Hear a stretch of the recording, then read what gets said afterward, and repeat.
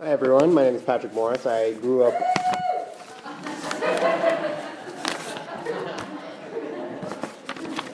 My name is Patrick Morris and I have groupies, apparently.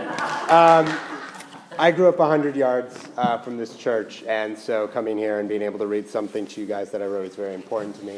And this is based on a true story. The clock struck 11 p.m. on Christmas Eve, and Casper Blank's trap was set. He'd worked in a silent fury, trying not to wake his parents as he raced against the inevitable arrival of Santa. The trap consisted of a bed sheet suspended just over the entrance of the fireplace, a series of flashlights rigged together so they could be turned on with a single pull of a string, and several stuffed animals surrounding the perimeter to give Casper the appearance of superior numbers. The trap had been set only minutes before, but the idea to capture Santa sprouted just over a year and 1 day more. Holiday cheer filled the Blanks' home on that morning of Christmas Day. The stockings overflowed for Casper's sisters, Maddie, Fran, and Peggy May.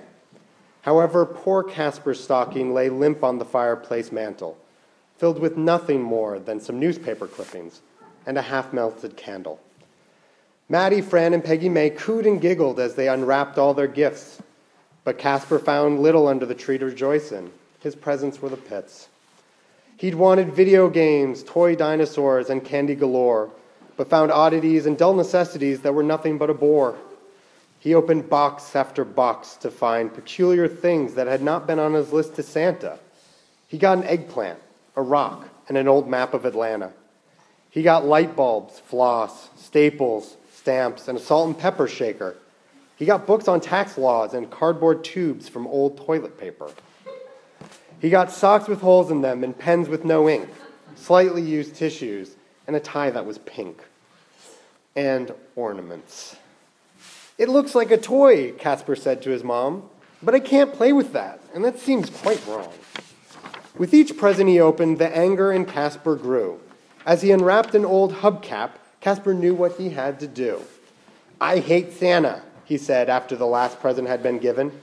"I'm going to trap that old bag next year and lock him away in a prison. He'll have to explain to me the meaning of this and why I received such horrible gifts." Now, a year later, Casper had followed through on his claim. He was ready to trap Santa and make him explain.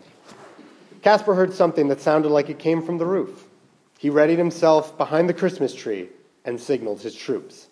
"Get ready, Panda Pole," he said to his stuffed panda bear. "This is it, Rolly," he said to a stuffed dog under the chair. Casper held his breath.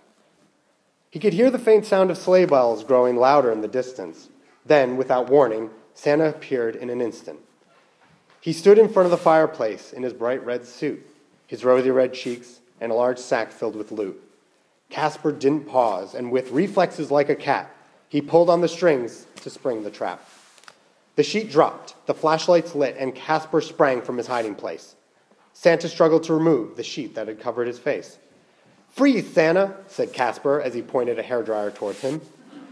"I've got a heat ray here. Don't make me melt off your skin." Santa pulled off the sheet and shielded his eyes from the light. "Turn off those things, dear Casper. They're incredibly bright." "Not till you tell me what I did to make you mad. What could I have possibly done to get presents that were so bad? My chores got done and I tried my best at school, but on Christmas morning, you make me look like a fool." Santa held up 2 fingers and the flashlights dimmed. He reached into his sack, looked at Casper and grinned. "My dear Casper, these presents I bring are empty boxes wrapped in beautiful bows. What comes out of them on Christmas morning, I will never know." "How can you not know?" said a confused Casper. "You decide that comes out," Santa said with a laughter. "You hope and you dream of wonderful toys, but the world is filled with lots of good little boys." What more can I do to get the presents I need?" "It's more than one action or one single deed." Santa sat on the footstool by the fire and patted his knee. Casper cautiously went towards him, leaving the hairdryer by the tree. "You have to believe in this world and know that it is good. Love your sisters as much as a brother could. You need to believe in love for yourself and everyone you know, and play every day as you would in freshly fallen snow. And until you stop thinking that this box is something you deserve, years of bad gifts will certainly be preserved." "That sounds like a lot," Casper said with despair. "Good things should be hard, or else it wouldn't be fair." Santa picked him off his knee, adjusted his hat, and stood to leave. But he had one more thing to say that he wanted Casper to believe.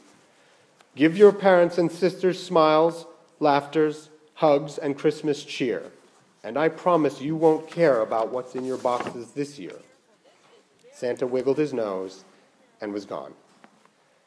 The next morning, Casper awoke and knew what Santa had said was true. Not just for him, but for you and you and you. Casper hugged his mother that morning and told her that he believed in the goodness of the world we live in, and that the love we're allowed to share is the greatest present given. Merry Christmas, everybody.